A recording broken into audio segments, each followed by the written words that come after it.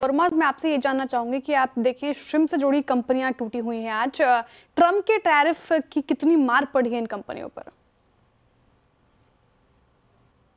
Avanti feeds और apex frozen foods इन दोनों शहरों में आज भारी गिरावट देखने मिल रही है और वो इसलिए कि दोनों जो कंपनियां हैं वो श्रिम्प फीड का कामकाज करती है और श्रिम्प जो है एक बहुत बड़ा एक्सपोर्ट मार्केट है भारत के लिए। जो यूएस में श्रिम्प्स एक्सपोर्ट किए जाते हैं उस वजह से अवंती फीड्स के शेयरों में 18% तक की गिरावट हमें देखी है और आज के सत्र में, और एपेक्स फ्रोज़न फूड्स में भी 6% की गिरावट हमने आज के सत्र में देखी है। अब हुआ ये है कि डोनाल्ड ट्रंप ने कल भारत पर 27% के रेसिप्रोकल टैरिफ्स लगाए हैं और वियतनाम और इंडोनेशिया, जो कि वो भी एक बहुत काफ़ी बड़े श्रिम्प एक्सपोर्टर्स हैं, उन पर भी ज़्यादा टैरिफ्स लगाए गए हैं।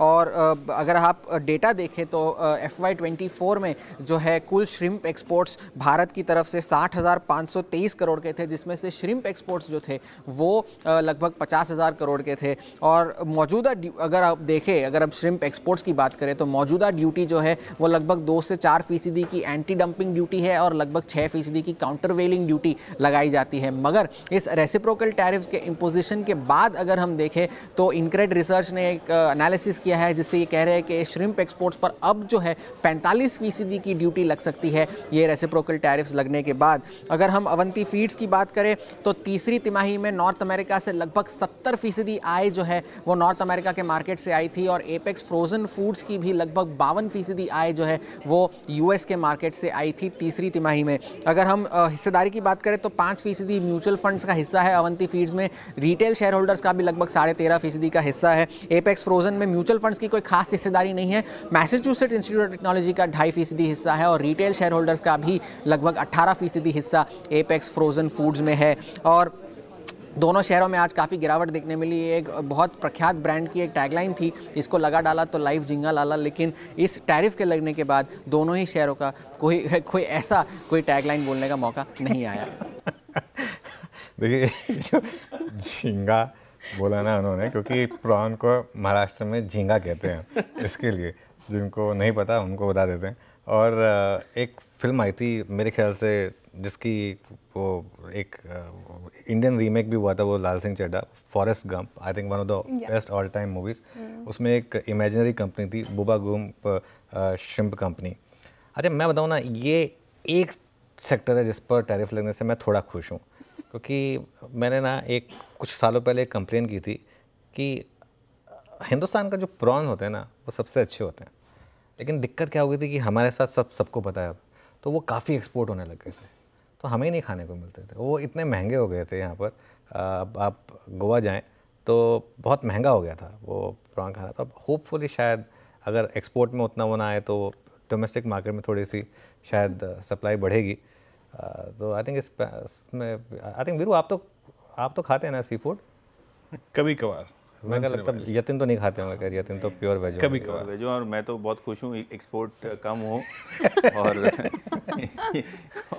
ये बहुत ही एलर्जिक होता है श्रिम्प। नहीं वो सबके ऊपर नहीं डिबेट हो जाएगा अभी। ऐसा नहीं है,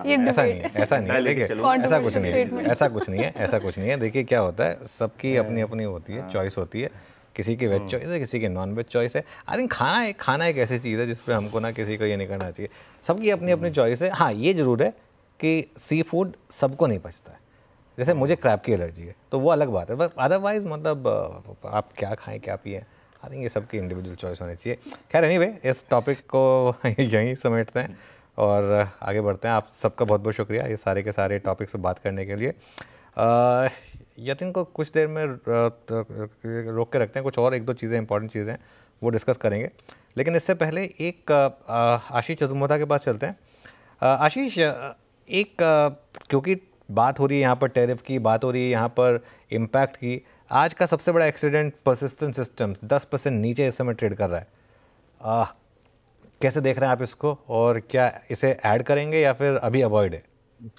तो अनुज, जैसे हमने पिछले कुछ दिनों में जब भी चर्चा की, हमने कहा आईटी पे अंडरवेट होने की बहुत जरूरत है, क्योंकि सबसे बड़ा इम्पैक्ट आईटी पे नजर आ रहा था, ना ट्रम्प टैरिफ के लिहाज से नहीं, बट जिस तरह से यूएस के अंदर में अगर से इन्फ्लेशनरी इन्वायरमेंट बढ़ता है और ग्रोथ रुकती है तो कहीं ना कहीं ये रिसेशन के फियर्स को बढ़ाएगा।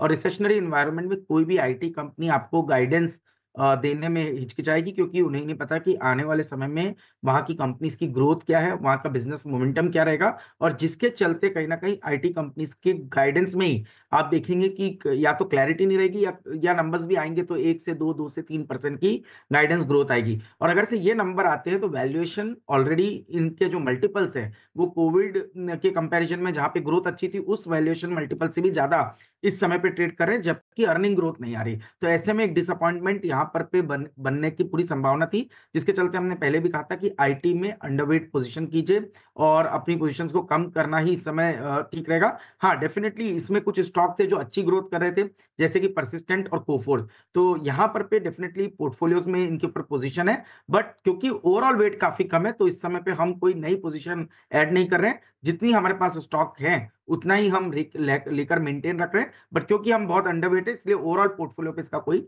बड़ा डेंट देखने को नजर नहीं आएगा।